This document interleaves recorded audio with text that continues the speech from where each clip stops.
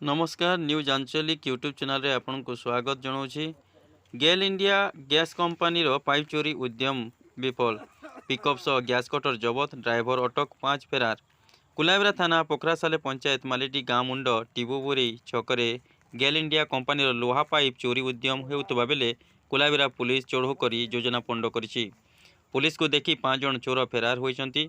Police गोटे number विहीन मालवाही pickup जबत करिथिबा बेले गाड़ीर ड्राइवर को अटक रखिछि। घटनास्थल चोरी पाइप व्यवहृत होता गैस सिलिंडर सह कटर, पाना, चाकू, तिरपाल आदि सामग्री जबत करिछि। सूचना अनुसार भारत सरकार गैस अथॉरिटी ऑफ इंडिया गेल पक्षर धामरा ठारू बोकारो पर्यंत गैस पाइप लाइन बिछा कार्य चालू रही।